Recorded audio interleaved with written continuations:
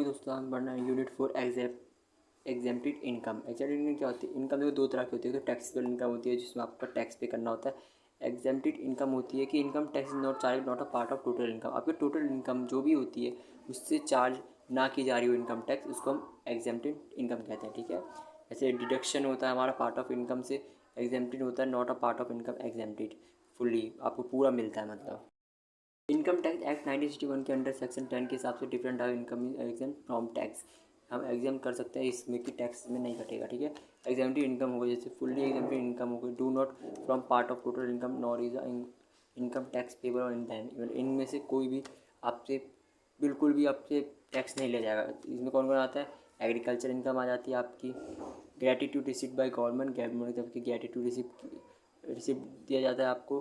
Partnership firm होगा, firm और partners होगा, अगर फर्म को कोई प्रॉफिट हो रहा है उसने टैक्स पहले से भर दिया, फिर वो अपने पार्टनर्स को उसमें से कुछ पैसे दे रहा है तो उसमें भी नहीं होगा। ठीक है, सुकन्या समृद्धि अकाउंट जो बना होगा गवर्नमेंट की तरफ से एक अकाउंट होता है, उसमें भी ये इनकम आपको नहीं दी जाएगी। ठीक है, अब पार्सली इनकम एग्जाम्प्ट मतलब इसमें से कुछ टैक्स आपसे काटा जाएगा, ज़्यादा नहीं काटा जाएगा, इसकी कोई लिमिट होती है। ठीक है, रिमेनिंग अमाउंट आपको टैक्स देना पड़ेगा। ठीक है, इसमें ग्रेट्युटी हो गया, HRA हो गया, LTC हो गया, पेंशन हो गई, रिटायरमेंट कंपनसेशन हो गई, कंप्यूटेड पेंशन हो गई, इन सब में individual income exempted from tax, इसी में सारा आ गया। एग्रीकल्चर इनकम हो गई, HUBF हो गया, पार्टनरशिप हो गया, LTC LT हो गया, लीव ट्रैवल कंसेशन और existence of Indian citizen employ हो गया, ग्रेट्यूटी हो गया, commuted value of pension receipt, इन सब में हो गया, ये सब हो गया individual tax.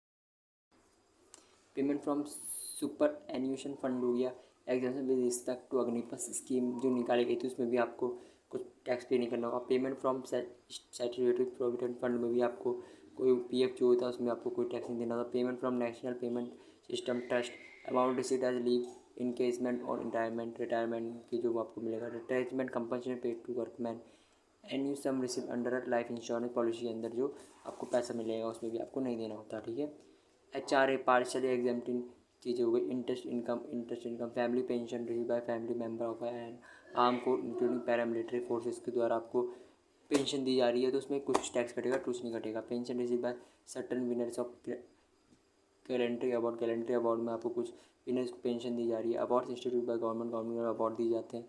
Allowance of MLA MP और MLC scholarship to meet the cost of execution fund में जो स्कॉलरशिप मिले उसमें कुछ कटता है, कुछ नहीं कटता। ठीक है, तो ये था चैप्टर, इसके नोट्स बना लेना।